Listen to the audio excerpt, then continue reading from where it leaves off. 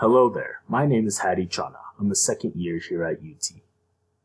My goals when I started this course was to get an A in the class and possibly learn some new tricks along the way.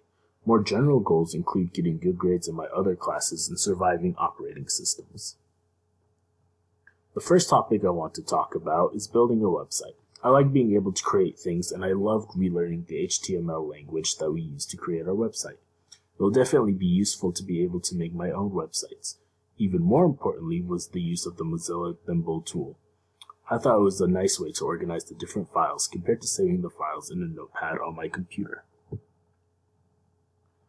The CSS is still as confusing as ever.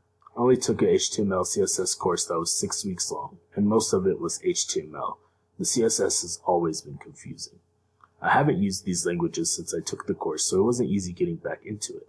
I wish I had more time to explore and design my website even better, but life can get crazy. Also, I know that Mozilla can put your website online as long as their domain is in the URL, but how do they afford all those websites? I want to know more about the tools we use, and I wonder why some choices are better than others.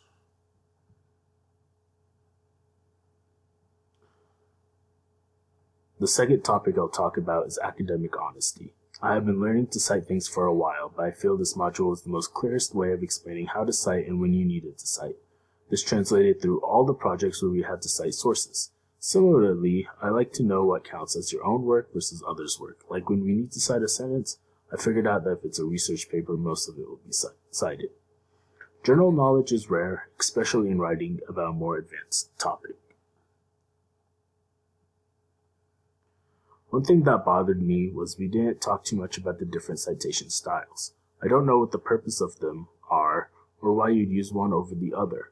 Also, there are some websites that don't have many details on them to cite, so it'd be helpful to know how to cite websites with a lot of missing information. I thought we'd be learning more about the different tools available to use, like the ones we talked about in some of the discussions that we had to find. I really liked those discussions. There were a lot of great tools that people use, and their insights are helpful in choosing a tool for the future.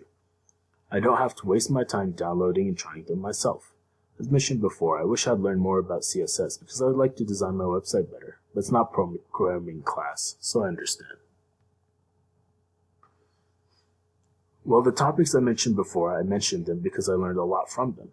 The most valuable skill I learned was creating the website. Even though I kinda learned the language before, I never did a full HTML website. We didn't use this too often over the course, so there wasn't progression over the course that I noticed, but it was still the most memorable thing we did. As a programmer, I know this will translate in my life. I was planning on learning it anyways, and I plan to continue to learn HTML as well as CSS.